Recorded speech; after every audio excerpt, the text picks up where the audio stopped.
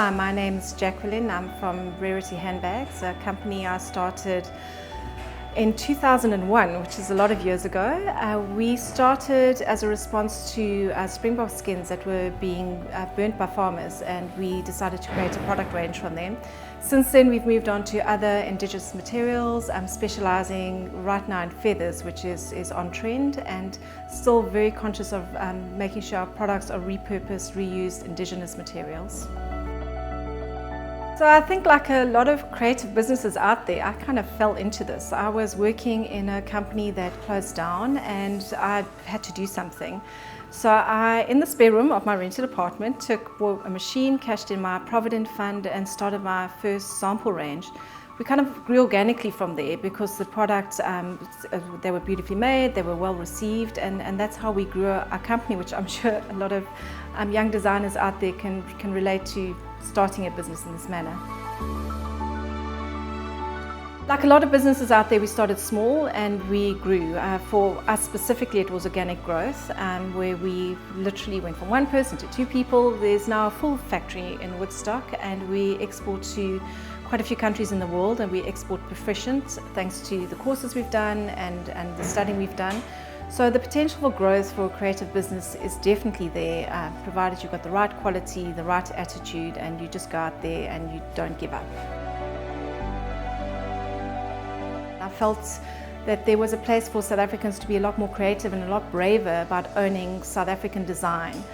So for me to start this company really was about owning that space and trying to say we have a voice, we have a design voice, and we need to show it to the world.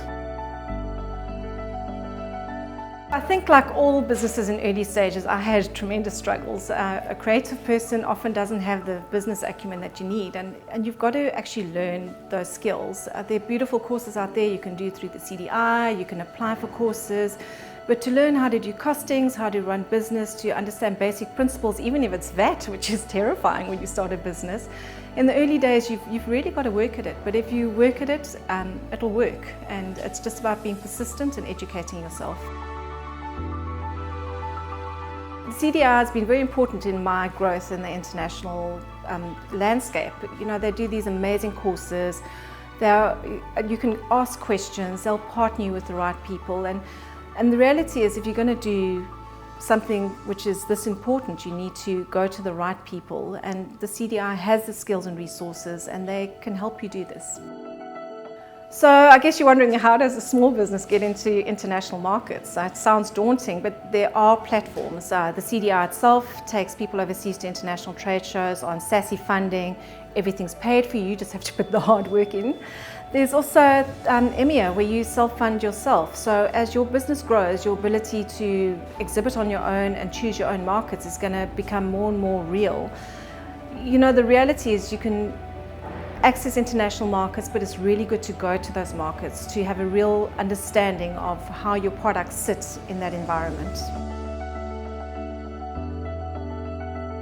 I think what's really exciting is that we won Best New Product at New York, which is international recognition. And you know, people came up to me and said, "Oh, the first time you've gone to New York, you've won it." But I think what people don't realize is this is 17 years of hard work and the backing of an incredible team who makes beautiful products. So this award stands for not only a South African business growing in the market, but for a South African business that has a team where we're all reaching for a common goal, which is to make beautiful products.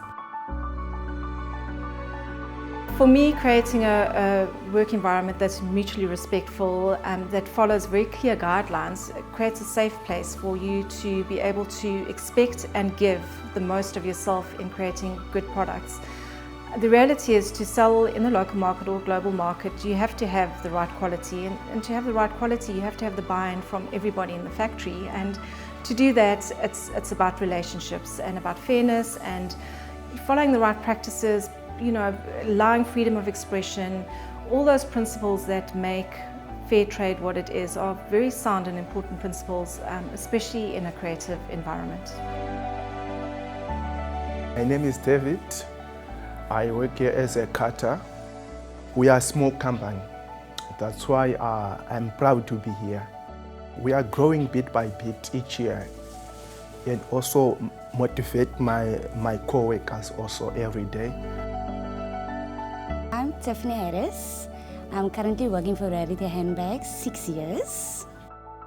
This place, this company, we are basically like a family. It's very small, we are very intimate. There is no quarrels, there's no being upset. We all do the thing as together as a family. It's awesome to work here. I've been doing this for a while, but what I do love about being an emerging creative is your access to markets. You've got social media, you've got these tools where you can look like a huge business and you have a small one, and this way you can expose yourself to comment through social media where people comment on your products. You can show people what you've got. I think as a young generation, you've got the tools. You just need to follow through with the quality, the deliverables, the hard work, and again, not give up. You don't have a business because you've got a social media site. You've got a business because you create jobs and you follow through on your orders.